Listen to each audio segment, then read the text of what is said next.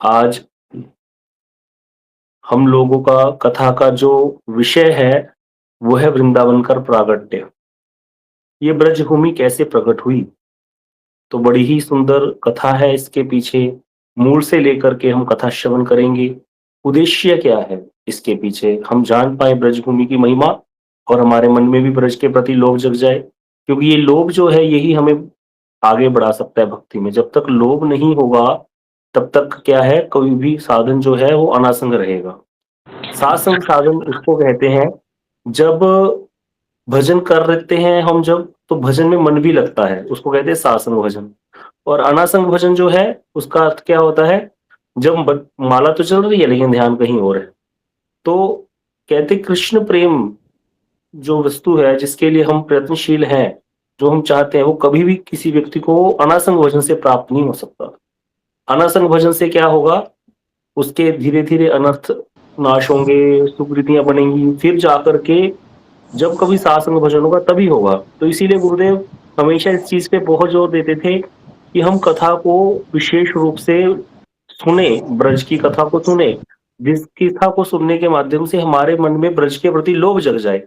और किसी भी तरीके से जब हमारे मन में ब्रज के प्रति लोभ जग गया, तो फिर बहुत जल्दी ही इसकी प्राप्ति हमें हो जाएगी कृष्ण प्रेम की। क्योंकि फिर जो भजन है ना, वो हमारा हम मन से करेंगे। अभी हमारा ऊपर ऊपर से चलता है, ध्यान कहीं और होता है, माला हाथ में होती है। तो इसीलिए ये जो कथा है ब्रज की, इसको अच्छे से सुनिएगा। आकर के जब कभी दर्शन करने का सौभाग्य मिले तो वो भी पता होना चाहिए। तो लोभ जो है, ये लोल्यम जिसको बोला गया भक्ति में, ये लोल्यम जो है इस ब्रज के प्रति, ब्रज भूमि के प्रति, ब्रज वैष्णव के प्रति, यही जो है हमें भक्ति में आगे बढ़ाता है। तो इसीलिए हम आज श्रवण करेंगे। कथा शुरू होती है जब भगवान कृष्ण को प्रकट होना है धाम में, यहाँ पर, इस धरा पर, भूमि पर। तो भगवान ने राधा जी को कहा कि मेरे धरती पर प्रकट होने का समय आ गया है, तो इसीलिए आपके बिना तो मेरी कोई भी लीला पूरी नहीं होती, इसीलिए आप भी चलिए मेरे साथ। तो हम दोनों जाकर के वहां लीला को जो है पूर्ण करेंगे। तो वहां बड़ा सुंदर श्लोक आता है गर्ग संगीता का। तो गर्ग संगीता में वर्णन आता है कि राधा जी के पास जब कृष्ण जी गए हैं, कहते कि आपको तो नहीं मेरा वियोग होगा, आप भी भूतल पर चलो मेरे साथ। तो राधा जी कहती हैं कि मैं वृंदावन छोड़ करके नहीं जाऊंगी। यहाँ पर कौन से वृंदावन की बात कर रही है श्री जी? दिव्य वृंदावन, नित्य गोलोक धाम। वहां पर ही भगवान कृष्ण और राधा जी नित्य दंपत्ति हैं। वहीं पर सभी सखा सखियों के सहित विराजमान है। तो नित्य गोलोक धाम में जब भगवान ने श्री जी को बोला पधारने के लिए यहाँ पर, ये भूलोक पर, तो उन्होंने साफ मना कर दिया। बड़ा सुंदर श्लोक आता है गर्ग संगीता में कि यत्र वृंदावनम नास्ति यत्र नो यमुना नदी, यत्र गोवर्धनो नास्ति तत्र नामे मना सुखम। जहां पर वृंदावन नहीं है, जहां पर यमुना नदी नहीं है, जहां पर गोवर्धन नहीं है, वहां मेरे मन को सुख नहीं मिल सकता। तो ऐसा जब कहा, तो ठाकुर जी ने श्री जी की प्रसन्नता के लिए, राधा जी की प्रसन्नता के लिए, ठाकुर जी ने, कृष्ण ने यमुना, वृंदावन, गोवर्धन को पृथ्वी तल पर भेजा है। तो ये वृंदावन क्या है, ब्रजभूमि क्या है? नित्य गोलोक धाम का ही पार्ट एंड पार्सल है। वहीं से यही आया है। इसीलिए देखने में साधारण, जैसे ही वृंदावन कहाँ है? यूपी में है। भाई कोई पूछे वृंदावन कहाँ है? यूपी में है। तो देखने में यूपी और साथ में लगता है एमपी एक जैसे ही है। जैसा एमपी में है वैसे ही भूमि यहाँ पर है, वैसे ही लोग हैं। लेकिन कहते ये ऐसा दिखने पर भी, ये प्राकृत दिखने पर भी है अप्राकृत, जड़ ना होकर के चिन्मय है धाम। तो इसीलिए इसकी बड़ी महिमा। तो यहाँ पर एक वृंदावन अष्टक भी लिखा है, उसमें महिमा में गाते हुए लिखते हैं कि न योग सिद्धि न ममास्तु लोको न ममास्तु मोक्षो वैकुंठ लोके पिना पार्षदत्वम प्रेमापि नास्यात् इति चेतराम तु ममास्तु वृंदावन एव वास। क्या कह रहे हैं? मुझे योग की सिद्धि नहीं चाहिए प्रभु। कोई व्यक्ति कुछ भी कार्य करता है, कोई अनुष्ठान करता है, कोई अपनी संसारी कामना के लिए करता है, बोले वो तो छोड़ो संसार की कामना, मुझे योग की सिद्धियां भी नहीं चाहिए। योग की सिद्धियां होती हैं अनुमानिक सिद्धियां, रिद्धियां, बोले नहीं चाहिए। ना योग सिद्धि ना ममास्तु मोक्ष, बोले बहुत बड़ी चीज होती है मोक्ष। दोबारा आवागमन नहीं होगा, संसार ज्वाला नहीं मिलेगी, अत्यंतिक दुख निवृत्ति हो जाएगी। बोले न मोक्षो, मुझे मोक्ष भी नहीं चाहिए। बोले फिर क्या चाहिए? न सिद्धि चाहिए, न मोक्ष चाहिए, न संसार के भोग चाहिए। कहते न योग सिद्धि न ममास्तु मोक्षो और कहते मुझे इससे भी ऊपर की वस्तु होती है भगवान का प्रेम। भगवान का प्रेम भी नहीं चाहिए। प्रेमापि नास्यात्, प्रेम भी नहीं चाहिए। इति चेत राम तु, इससे भी ऊपर कोई वस्तु है वो भी मुझे नहीं चाहिए। अगर कृष्ण प्रेम से बढ़कर भी कोई वस्तु है तो वो भी मुझे नहीं चाहिए। बोले फिर क्या चाहिए? बोले ममास्तु वृंदावने वास, मुझे वृंदावन में वास प्रदान कर दो। इतनी वृंदावन के वास की महिमा गाई गई है। तो यहाँ पर फिर जब अब ये पता चल गया हमको कि वृंदावन का प्रागट्य कहाँ से कैसे हुआ। सबसे पहले मूल में अगर कोई पूछे कि मूल में वृंदावन कैसे प्रकट हुआ, मूल में वृंदावन श्री जी की कृपा से प्रकट हुआ। श्री जी की कृपा ही वृंदावन है, श्री जी की कृपा से ही बरसाना प्रकट हुआ।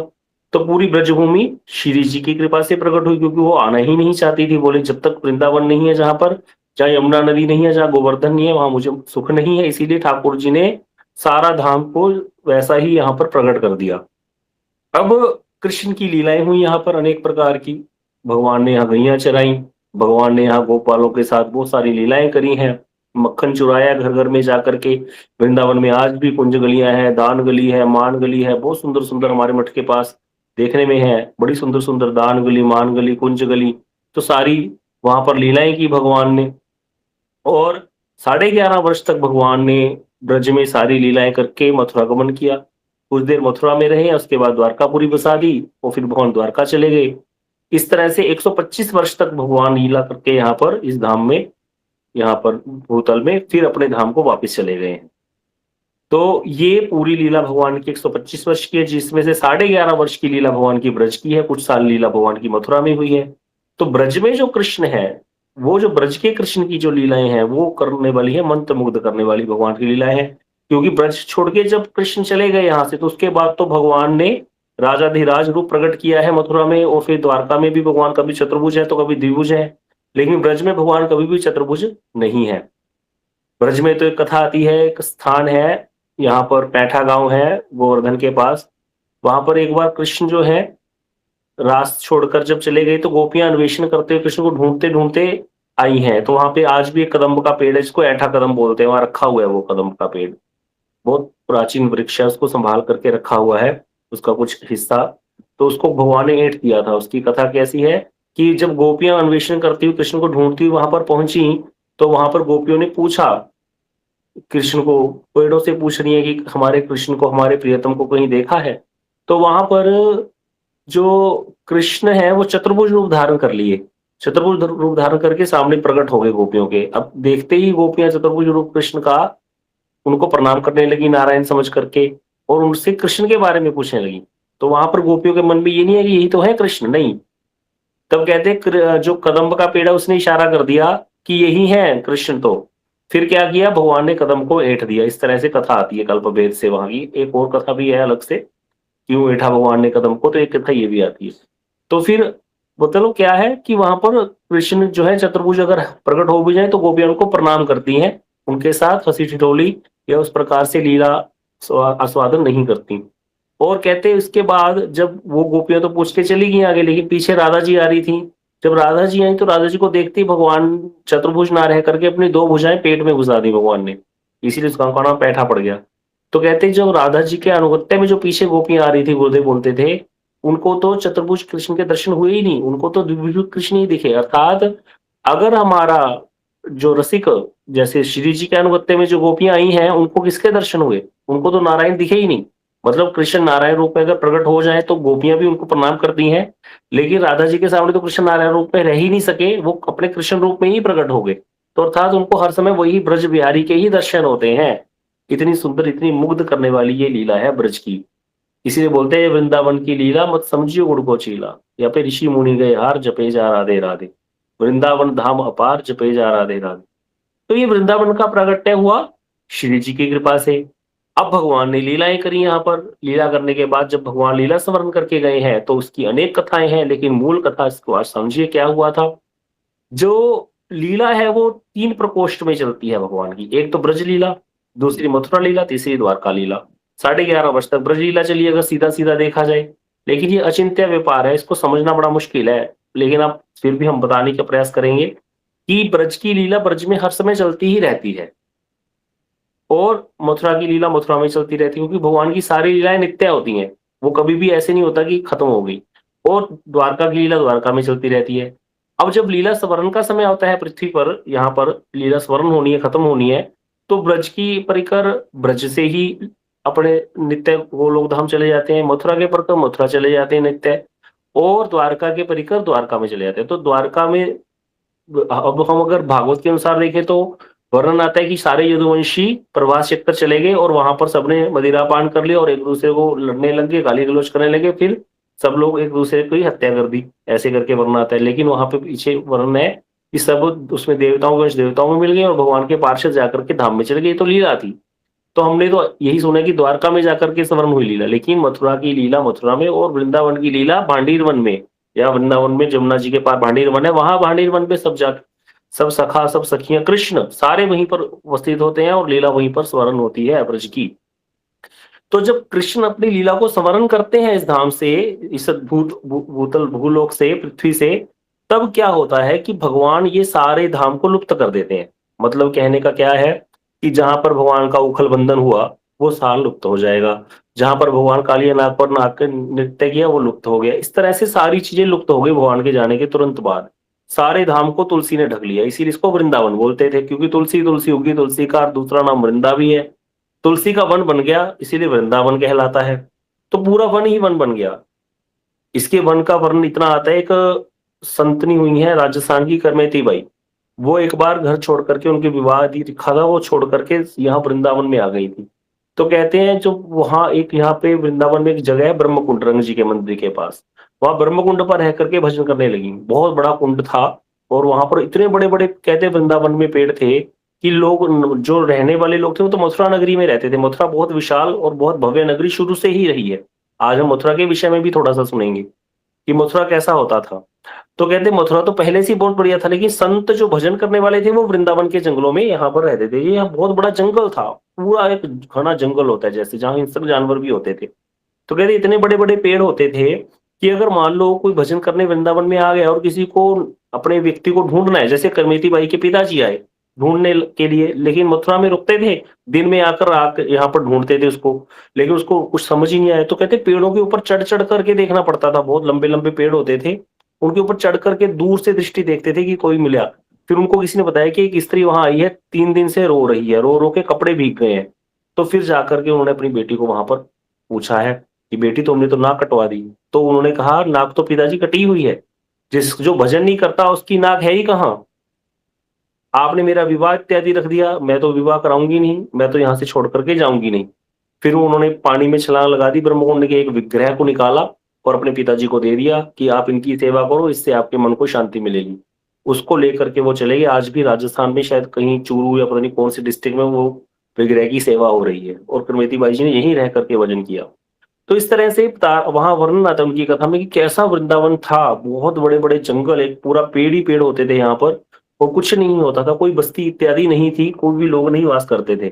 आज तो वृंदावन दिल्ली की फ्रेंड्स कॉलोनी बन गया है, पूरा घर घर जहां जहां देखो फ्लैट्स बन गए हैं, दुनिया ही दुनिया आ गई है, ट्रैफिक ही ट्रैफिक जाम है। पहले ऐसा नहीं था वृंदावन का स्वरूप।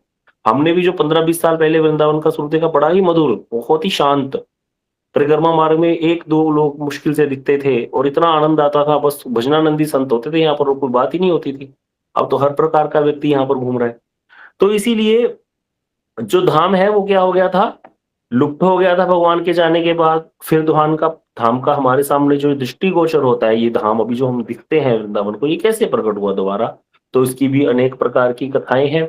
तो पहले जो आता है कि सबसे पहले जो फिर दोबारा पुनः ब्रज को प्रकट किया, इसको कथा मैंने आपको पहले भी कई बार सुनाई है कि वज्रनाभ जी महाराज हुए भगवान कृष्ण के प्रपौत्र। भगवान कृष्ण के पुत्र हुए हैं प्रद्युम्न, जो कामदेव के अवतार थे। प्रद्युम्न के पुत्र हुए अनिरुद्ध, अनिरुद्ध के जो पुत्र हुए वो वज्रनाभ जी महाराज हुए। सारे यदुवंशियों के नाश होने पर भी एकमात्र वज्रनाभ जी महाराज राधा जी की कृपा से बचे थे। उन्होंने वरदान दिया था इनकी अनिरुद्ध की पत्नी को, रोचना, सारे यदुवंशियों का नाश होगा, 13 पुत्र बचेगा और ब्रज की पुनः स्थापना करेगा। तो इसीलिए वज्रनाभ जी महाराज बचे थे और शांडिल्य ऋषि की मदद से उन्होंने क्या किया था, दोबारा ब्रज की पुनः स्थापना की थी। यहाँ पर बस्ती बसाई थी, लोगों को यहाँ पर रखा था और कुछ विग्रहों की स्थापना की थी। इस तरह से वज्रनाभ जी महाराज जी ने दोबारा से वृंदावन की, मथुरा, ये बरसाना, नंदगांव, इस सब स्थानों पे वज्रनाभ जी महाराज जी ने क्या किया था, ब्रज को प्रकट किया, सारी लीला स्थलियों को दोबारा से प्रकट किया था। कैसे किया? शांडिल्य ऋषि। शांडिल्य ऋषि भगवान कृष्ण के जो पिताजी हैं नंद बाबा, उनके पुरोहित हैं। उन्होंने उनको बताया, नंदगांव में भजन करते थे शांडिल्य ऋषि। उन्होंने बहुत प्रकार से, और परीक्षित जी महाराज, भगवान जो पांडवों के वंश में बचे थे, परीक्षित जी महाराज जी की मदद से ब्रज को पुनः बसाया था। कुछ लोगों को वहां से भी स्थानांतरित किया गया था हस्तिनापुर से, और इस तरह से यहाँ पर लोगों को बसाया गया, बस्ती बनाई गई, और कुछ विग्रह स्थापित किए गए थे। 4 देव, 4 महादेव, 2 देव, 4 देवियां, 2 गोपाल, 2 नाथ। ये 16 विग्रह 5000 वर्ष पुराने आज भी वर्तमान मौजूद हैं यहाँ पर वृंदावन में, जगह जगह, अलग अलग जगहों पर, तो जिनके हम दर्शन करते हैं। 5000 वर्ष पुराने विग्रह। इस तरह से लोगों का आना जाना हुआ था, और धीरे धीरे फिर जितनी भी लीला स्थलियां हैं बाद में, अब क्या हुआ, 16 विग्रह स्थापित कर दिए वैजनाथ जी महाराज ने। ये कब की बात है? भगवान कृष्ण के जाने के थोड़ी देर बाद ही, 40 साल बाद, 50 साल बाद। पड़पोत्र तो बहुत पीछे होता है, तो हो गया होगा उसके बाद। लेकिन 5000 वर्ष की हो गई इस बात को भी, तो बीच में बहुत सारा दोबारा से तहस नहस हुआ है ब्रज, फिर दोबारा प्रकट होता रहा। तो आज हम उसी की कथा, जैसे मथुरा की एक कथा आती है बड़ी सुंदर, कि बहुत बार इसको नष्ट करने का प्रयास किया गया। आध्यात्मिक स्थल जो है लुप्त प्राय कर दिए गए थे, और दोबारा दोबारा से फिर ये, क्योंकि भगवान की लीला स्थली है, तो भगवान की इच्छा से ही दोबारा दोबारा से फिर प्रकट होती रही। कोई भी संपूर्ण रूप से ब्रज को नष्ट नहीं कर पाया, और आज भी पुरानी अपनी कीर्ति को विस्तार कर रहा है ब्रजभूमि। पहले कहते कृष्ण पौत्र बजरनाथ जी महाराज, जो आपको कथा सुनाई, उनके द्वारा कृष्ण भूमि जन्मभूमि का निर्माण हुआ था। बजरनाथ जी ने सबसे पहले कृष्ण जन्मभूमि बनाई थी। उसके बाद 800 ईस्वी में विक्रमादित्य ने दोबारा मंदिर का निर्माण किया था, बढ़िया सा। बस उन्होंने तो ये स्थापित कर दिया था बजरनाथ जी महाराज ने कि ये जन्मभूमि है मथुरा में। लेकिन उसके ऊपर राजा विक्रमादित्य 800 ईस्वी में, बहुत बड़े साहित्य के प्रेमी राजा हुए हैं हिंदुओं के, बहुत अच्छा उन्होंने मथुरा का मंदिर बनवाया था। विक्रमादित्य जी ने ही अयोध्या नगरी में, अयोध्या में बहुत बड़ा राम मंदिर बनवाया था। इतना बड़ा राम मंदिर था कि उसको इतनी सारी तोपें एक साथ लगा करके तोड़ा गया था, नहीं तो टूट ही नहीं सकता था मंदिर, राम मंदिर। राम मंदिर का इतिहास अगर आप सुनोगे तो 3 बार राम मंदिर विध्वंस हुआ है अभी तक। राजा विक्रमादित्य ने सबसे पहले बनवाया था। तो यहाँ पर आता है कि फिर 1000 ईस्वी से लेकर 1026 तक जो है, महमूद गजनवी ने 17 बार भारत पर आक्रमण किया। और फिर क्या हुआ, उसने पहले, सबसे पहले उसको मथुरा पे ही आक्रमण करने आया था वो। क्यों? क्योंकि इसकी बड़ी ही वर्णन था। जहां का वैभव होता है तो उसका नाम तो आता है भाई। अब हमारे अभी बड़ा सुंदर राम मंदिर बन गया है, तो उसका नाम आएगा, मानचित्र पे सब जगह आएगा। तो इसीलिए उसने सबसे पहले हमला वहीं पर किया, और जो विक्रमादित्य द्वारा बनाया गया मंदिर था उसको तोड़ डाला। बताते हैं इतना सुंदर मंदिर था कि जो ये महमूद गजनवी था, इसका एक मंत्री था, उसका नाम था मीर मुंशी अली। तो उसने एक ग्रंथ, किताब लिखी थी। उस किताब में वो वर्णन करते हैं, जिसका नाम है चर्चाए तारीख यामिनी। उस ग्रंथ में उसने, किताब में वर्णन किया है कि 1017 ईस्वी में महमूद गजनवी ने मथुरा पे आक्रमण किया। और कहते ऐसा सुंदर मंदिर था वासुदेव जी का, कि उसको देख करके स्वयं सुल्तान कहने लगा कि अरे, ऐसे मंदिर को अगर कोई व्यक्ति बनाना चाहे तो 10 करोड़ स्वर्ण मुद्राएं से कम पैसा नहीं लगेगा। 10 करोड़ स्वर्ण मुद्राएं उस समय आसान नहीं होती थी किसी के पास। एक स्वर्ण मुद्रा होना भी बहुत बड़ी बात होती थी आम लोग के पास। और कहते अगर इसको कोई बनाना चाहे 10 करोड़ सोने की मुद्राएं लगेंगी। एक मुद्रा 5 ग्राम की होती थी उस समय सोने की। और कहते कितने भी बड़े बड़े योग्य अनुभवी कारीगर लगा दिए जाए, अगर 200 साल से कम समय नहीं लगेगा। तो जिस मंदिर को 200 साल लगे होंगे बनने में, उसको उसने तोपों से तोड़ दिया। ऐसा वाला मंदिर, ऐसा वाला मथुरा नगरी का मंदिर था, भव्य मंदिर, 800 ईस्वी में जो विक्रमादित्य जी ने बनवाया था। और कहते फिर उसने ये भी बोला कि यह किसी मनुष्य की कारीगरी नहीं है, अरे इसको बनाने वाला तो कोई देव ही होगा, और देव निर्मित भवन को कोई कारीगर कैसे बना सकता है। इस तरह से कहते 20 दिन तक वो वहां रहा मथुरा में, शहर को उसने लूटा। और इतनी बहुमूल्य चांदी, सोना, मूर्तियां, सब कुछ ऊंटों पर लाद लाद करके यमुना जी के किनारे से वो लोग दिल्ली को लेकर के गए हैं। और अलाउद्दीन एक व्यक्ति था, उसने अपनी पुस्तक में लिखा था कि एक देव मूर्ति तोड़ी गई थी जिसमें 18,300 मिस्कल शुद्ध सोना था। ऐसे ऐसे हमारे मंदिर, ऐसे ऐसे विध्वंस हुए हैं। और दोबारा से फिर कहते क्या हुआ, यवन आए, यवनों ने बहुत सारी संपत्ति ले ली। उसके बाद फिर दोबारा निर्माण हुआ मंदिर का। कन्नौज के राजा 1207 ईस्वी में कन्नौज के राजा हुए विजय चंद्र जी, बड़े ही धार्मिक थे। उन्होंने मंदिर का लिए जगह ली और 1207 ईस्वी में जज नामक महाशय ने मंदिर को बनवाया। और फिर उसके बाद 1515 ईस्वी में चैतन्य महाप्रभु जी, भक्ति काल पीरियड आया है भारत में, भक्ति मूवमेंट पीरियड, जिसमें गोस्वामी तुलसीदास जी महाराज, रूप गोस्वामी, सनातन गोस्वामी, चैतन्य महाप्रभु जी, उनके परिकर भगवान ने इसमें अवतार लिया और आकर के भारत की दशा को सुधारा है। नहीं तो उस समय इतना जवानों का आतंक था कि अगर भगवान अवतार ना लेते तो जितने भी हिंदू थे वो सभी मुसलमान बन गए होते और सारी जितनी भी देवस्थलियां थी वो नष्ट हो गई होती। भगवान देखा, और भगवान ने भक्ति काल इसको बोलते हैं, भारत में आया था। बहुत भक्त हुए हैं जगह जगह पर, तुकाराम जी, जितने भी भक्त हुए उस समय, जनाबाई, नामदेव जी महाराज, जितने भी भक्तों की हम कथाएं सुनते हैं, बड़ी सुंदर सुंदर कथाएं, वो सारे भक्त उसी समय हुए हैं। ये सब समकालीन है मीरा जी। तो ये सारे भक्त हुए और भगवान चैतन्य महाप्रभु जी स्वयं प्रकट हुए। कृष्ण स्वयं चैतन्य महाप्रभु के रूप में आए हैं, नित्यानंद प्रभु आए हैं, बलदेव प्रभु, और आकर के फिर इस मंदिर के दर्शन करने आए हैं।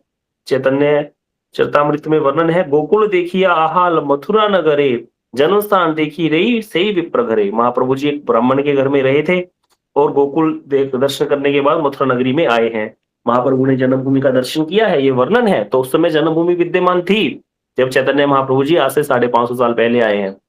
तो फिर बताते हैं महाप्रभु जी के परिकरों ने क्या किया, उसमें रूप गोस्वामी, श्री सनातन गोस्वामी। तो कथा हम यहीं पर करेंगे। ये जो महाप्रभु जी के समय 1515 ईस्वी में किस प्रकार से दोबारा से सारा ये स्थलियों को प्रकट किया गया, क्योंकि चैतन्य महाप्रभु जी के बाद जो अब तक अगर हम बात करें, बड़े बड़े मंदिर तो टूटे, औरंगजेब आया, बीच में भी वर्णन आएगा कौन कौन आए बीच में जिन्होंने मंदिर को विध्वंस किया। लेकिन जो लीला स्थलियां थी, जो रूप गोस्वामी, सनातन गोस्वामी जी प्रकट कर गए, उनको नष्ट नहीं किया गया, क्योंकि उस पर कोई इतने लोग जाते नहीं थे। जो जो भव्य मंदिर थे उनको तोड़ा गया था उसके बाद। तो मथुरा में क्या हुआ था बताते हैं। चैतन्य महाप्रभु जी के जाने के बाद फिर 1400, पहले तो आता है कि 1418 में इसको सिकंदर लोधी ने नष्ट किया था। उसके बाद अकबर का शासनकाल रहा 1553 से लेके 1605 तक, तब इतना ज्यादा कुछ नहीं हुआ। उसके बाद फिर 1615 ईस्वी में ओरछा के राजा थे, राजा वीर सिंह, उन्होंने 33 लाख रुपए खर्च करके विशाल मंदिर बनवाया था केशव देव जी का, और मथुरा जन्मभूमि को बनवाया गया था। इस तरह से बाद में हमले होते रहे। फिर लास्ट जो हमला हुआ है वो औरंगजेब द्वारा हुआ है 1661 ईस्वी में, और उसने जन्मभूमि को पूरा नष्ट कर दिया और मस्जिद खड़ी कर दी वहां पर। वो आज तक हमको दिखती है वहां पर, सबको पता है। और उसके बाद फिर जब भारत में मुगल तो चले गए, उसके बाद चलता रहा। फिर अंग्रेजों ने 200 साल तक शासन किया है। अंग्रेजों के जाने के बाद फिर एक गठन किया गया था, कृष्ण जन्मभूमि ट्रस्ट बनाई गई थी, जिसमें मदन मोहन मालवीय जी ने पहले ही 1944 में क्या किया था, जगह वगैरह खरीद ली थी, ना 1800 में ही खरीद ली थी, सन 1894 में, 95 में, 1815 में ही जगह खरीद ली थी मदन मोहन मालवीय जी ने, लेकिन मंदिर नहीं बना था। उसके बाद जब अंग्रेज चले गए तो फिर जो गीता प्रेस ट्रस्ट बनी थी, गीता प्रेस गोरखपुर की, और कल्याण के जो जन्मदाता हनुमान प्रसाद पोद्दार जी और सब कई भक्त लोग मिलकर के एक ट्रस्ट बनाई, और फिर एक भागवत भवन का निर्माण किया गया था 1964 में, 1965 में। तो जब हमें अभी जो मथुरा में जन्मभूमि दिखती है, ये तभी बनी है, और उसके बाद से कितनी ही विषम परिस्थितियां सबको पता है, अभी भी केस चल रहा है। तो ये तो जन्मभूमि की बात हमने जो की है। लेकिन बीच में जब चैतन्य महाप्रभु जी 1515 ईस्वी में आए हैं, उस समय उनके परिकर श्री रूप गोस्वामी, श्री सनातन गोस्वामी इत्यादि ने क्या किया था, सारी लीला सलियों को प्रकट कर दिया था। महाप्रभु जी ने आज्ञा दी थी रूप गोस्वामी जी को, सनातन गोस्वामी जी को, कि तुम दोनों भाई ब्रज में जाओ, मैं तुमको आदेश देता हूं, वहां जाकर के लुप्त तीर्थों का उद्धार करो, देव विग्रहों को, मूर्तियों को प्रकट करो, भगवान की स्थापना करो मूर्तियों की, और लुप्त ग्रंथों का प्रणयन करो, ग्रंथ लिखो, भक्ति के रिलेटेड ग्रंथ लिखो, और कृष्ण नाम का प्रचार। ये 4 कार्य महाप्रभु जी ने उनको दिए थे। इसी का कार्य को उन्होंने पूर्ण किया। रूप गोस्वामी, सनातन गोस्वामी जी की कथा ये वो हम आगे सुनेंगे। इतने दिन तक रूप गोस्वामी जी कौन है, क्योंकि अभी आगे आने वाली 6 तारीख को पूज्यपाद भक्तिवेदांत श्रीधर महाराज जी का शुभ आविर्भाव तिथि है। उसी दिन श्री रूप गोस्वामी जी की तिरुभाव तिथि है। मतलब 5 अगस्त की है एकादशी। एकादशी से अगले दिन 6 तारीख को द्वादशी वाले दिन रूप गोस्वामी जी को तिरोभाव तिथि है। जिस दिन वो इस धरा से गए, उसी दिन हमारे पूज्यपाद भक्तिवेदांत श्रीधर महाराज जी की आविर्भाव तिथि है। तो कई भक्त लोग वृंदावन आ भी रहे हैं महाराज जी का जो व्यास पूजा करने के लिए, क्योंकि जो गुरु पूजा होती है गौड़िया सिद्धांत के अनुसार हमारे गुरुजी बोलते थे, गुरु पूजा एक शिष्य को गुरुदेव के आविर्भाव वाले दिन ही करते हैं। जो गुरु पूर्णिमा जो लोग सब मनाएंगे, अभी पीछे जो गई थी थोड़े दिन पहले आई थी गुरु पूर्णिमा, वो व्यासदेव जी का जन्मदिन होता है। उस दिन व्यासदेव जी का आविर्भाव हुआ था जिन्होंने भागवत लिखा। तो व्यासदेव जी की पूर्णिमा, गुरु पूर्णिमा के दिन हम गुरु परंपरा की अपने गुरु की भी पूजा करते हैं, लेकिन मूल रूप से गुरु पूजा होती है जिस दिन गुरुदेव का आविर्भाव हो। तो आप लोग जो लोग आ रहे हैं वो तो यहाँ पर करेंगे ही पूजा अपने गुरु जी की, और जो लोग घर पे रहेंगे तो वो भी अपने गुरु जी को माला अर्पित कीजिए, पुष्प इत्यादि दीजिए, पुष्पांजलि दीजिए और आरती वगैरह जरूर कीजिएगा, भोग लगाइएगा ठाकुर जी को, क्योंकि उसी दिन ही क्या होगा, गुरु पूजा मानी जाएगी, व्यास पूजा मानी जाएगी उनकी। तो 6 तारीख को यहाँ पर कई लोग आएंगे। तो रूप गोस्वामी जी जो है इनकी कथा हम इसीलिए श्रवण करेंगे क्योंकि रूप गोस्वामी जी की तिथि जब आती थी तो हमारे गुरुदेव श्रील भक्त नारायण गोस्वामी महाराज जी 3-4 दिन का उत्सव रखते थे, एकादशी से लेकर के पूर्णिमा तक, मतलब चतुर्दशी तक 3 दिन का उत्सव रखते थे, जिसमें रूप गोस्वामी जी के विषय में ही कथा श्रवण सुनने को हमें मिलती थी कि रूप गोस्वामी जी का क्या अवदान है, उन्होंने क्या दिया जगत को, वो कौन थे। तो उनकी सारी कथा, मतलब उनका पहले तो जीवन कथा, जैसे एक भक्त की कथा होती है, कहाँ जन्म हुआ, कैसे बड़े हुए, किस प्रकार से उन्होंने भक्ति का प्रचार किया, ये सब। और बाकी फिर कैसे उन्होंने महाप्रभु जी से उनका मिलन हुआ, कैसे महाप्रभु जी ने उनको आज्ञा दी, फिर ब्रज की लीला स्थलियों को कैसे उन्होंने प्रकट किया।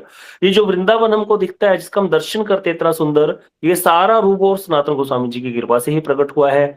ये दोनों भाई ब्रज में आए हैं, उसमें जंगल था, बता रहे हैं, जैसे कि ग्रंथ में वर्णन है, महाप्रभु जी जब आए हैं जन्मभूमि थी नंदगांव में, निंदीश्वर पर्वत था, लेकिन ऊपर मंदिर जो था वहां पर कोई विग्रह नहीं था, वहां पर एक गुफा है, वहां गुफा के अंदर महाप्रभु जी को दर्शन हुए हैं फिर नंद बाबा यशोदा मैया के। तो ये सारा कुछ लुप्त था। तो चैतन्य महाप्रभु जी और उनके परिकर श्री रूप गोस्वामी सनातन गोस्वामी जी आए और उन्होंने इन सारी लीला स्थलियों को प्रकट किया है।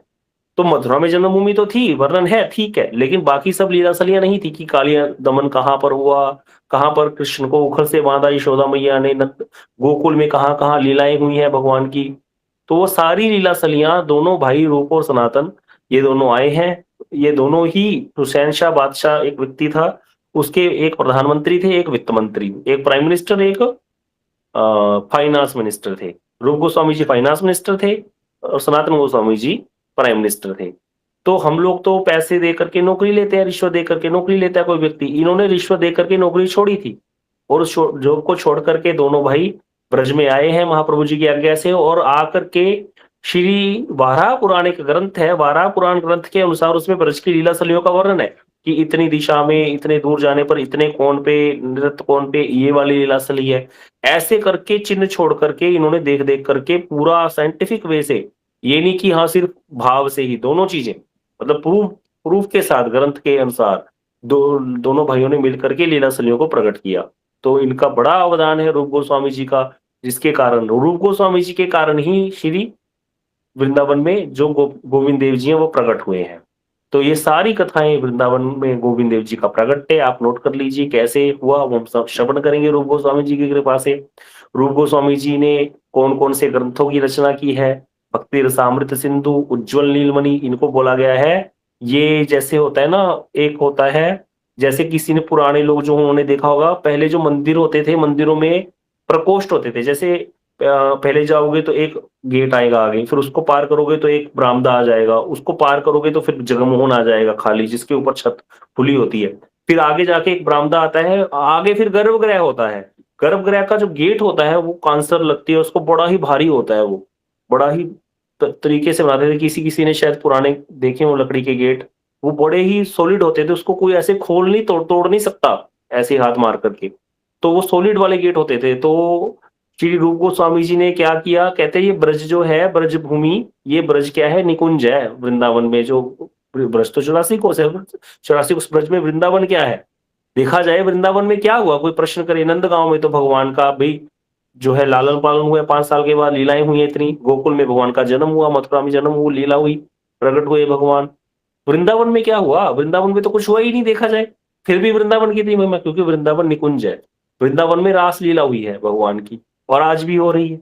तो वृंदावन निकुंज है। अब ये निकुंज जो है, इसमें ये क्या है, एक तरह से गर्भगृह है। जैसे मंदिर की हम बात कर रहे थे, गर्भगृह, तो मंदिर के गर्भगृह का गेट क्या है, बंद है।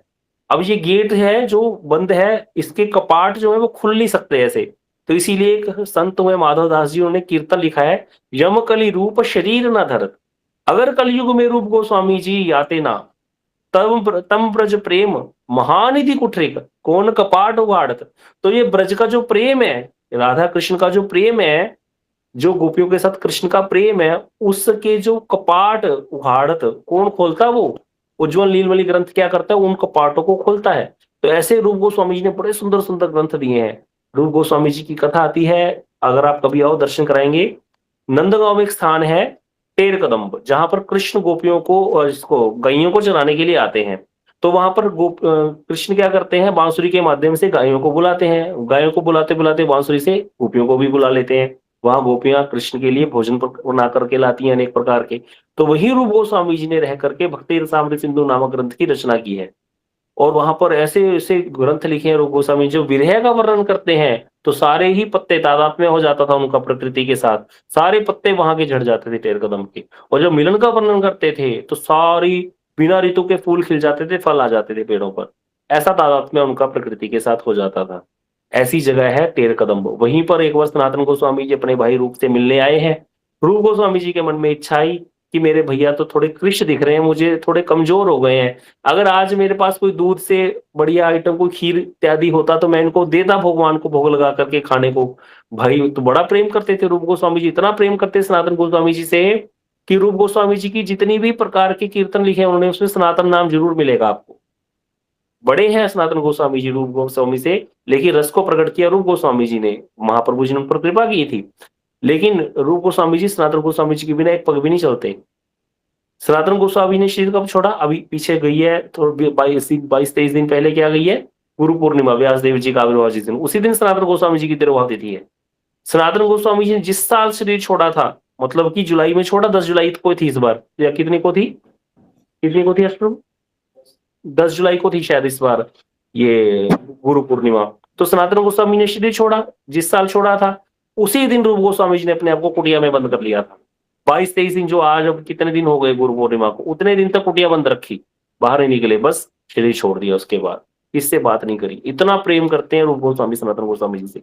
तो इनके मन में आया कि मेरे भैया आए हैं, कुछ बनाता, लेकिन चुपचाप बैठे रहे। इतने में एक लड़की आई, राधा जी एक लड़की का रूप धारण करके आ गई वहां की, जो नंदगांव की। बोली बाबा आज हमारी गाय ब्याही गई है, तो मैया ने ये आपके लिए दूध भेजा है, और ये चीनी, और ये सारा मेवा इत्यादि और चावल इत्यादि आप बना लेना बैठे। बोली फिर जाते थे कहने लगी, अच्छा बना लेना, खा लेना। बोले लाली तू ही बना जा। तो रूप गोस्वामी ने से बोला, तो उसने चूल्हा रख के ईंटों का बना के रख दी, और बोली अभी बात ही मत करते रहना, कथा करते रहना, इससे अच्छा है खा लेना, कहीं बैठे बात ही करते रहो। तो जब जैसे ही सनातन गोस्वामी जी ने पाया, तो उनको प्रेम मूर्छा आ गई, वो समझ गए ये साधारण नहीं है। तो उन्होंने कहा रूप गोस्वामी जी आपने क्या इच्छा की थी। उन्होंने कहा मेरे मन में तो आया था कि आप आए हो, मैं आपको कुछ देता। तो बोले देखो श्री जी आई और इतना सुंदर प्रसाद दे करके गई हैं। ऐसे हैं रूप गोस्वामी पाद। तो उनकी हम कथाएं श्रवण करेंगे आगे आने वाले दिनों में। उनका जीवन चरित्र आप लोग भी पढ़िएगा, नेट से ढूंढिए, कहीं से भी ढूंढिए, बड़े सुंदर सुंदर आपको मिल जाएंगी उनकी कथाएं। रूप गोस्वामी जी को अगर हमने नहीं जाना, तो हम गौड़िया जो सिद्धांत है और गौड़िया जो वैष्णव कहलाने के लायक नहीं है, अगर हम इसको समझते नहीं है रूप गोस्वामी जी। श्री राधा दामोदर मंदिर है वृंदावन में, वहीं पर रूप गोस्वामी जी की समाधि मंदिर है, और वहीं भजन कुटी है। तो हम कल आगे कथा श्रवण करेंगे इनके विषय में। और प्रेमानंदे हरि हरि बोल। वांछा कल्पतरुभ्यश्च कृपा सिंधुभ्यश्च पतितानां पावनेभ्यो वैष्णवेभ्यो नमः। हरे कृष्णा। प्रभु जी दंडवत प्रणाम। दंडवत बहुत प्रभु जी। सुंदर। तो देखो प्रभु जी ने कितनी सुंदर हमको ब्रज के विषय में कथा श्रवण कराई। और प्रभु जी वही वृंदावन में ही वास करते हैं, और प्रभु जी को एक एक स्थान के बारे में एक एक बड़ी सुंदर सुंदर वहाँ की कथाएं पता है। और अभी प्रभु जी हमें रूप गोस्वामी के विषय में बताएंगे। उसके बाद हम प्रभु जी से प्रार्थना करेंगे कि वृंदावन में बहुत सारी स्थलियां हैं जहाँ हमारी परिक्रमा जाती है और कुछ स्थानों पे नहीं जाती, लेकिन प्रभु जी हर स्थान के विषय में जानते हैं और प्रभु जी ने बड़ी सुंदर सुंदर उनकी कथाएं भी हम लोगों को कई बार श्रवण भी कराई है। तो आने वाले समय में हम प्रभु जी से प्रार्थना करेंगे कि जो ब्रज की बड़ी सुंदर सुंदर लीला है, किस स्थान की क्या महिमा है, भगवान की क्या क्या लीला हुई है, उन कथाओं को हम श्रवण करेंगे। बहुत धन्यवाद प्रभु जी। हरे कृष्णा, जी दंडवत हो, प्रणाम। हरे कृष्णा, दंडों।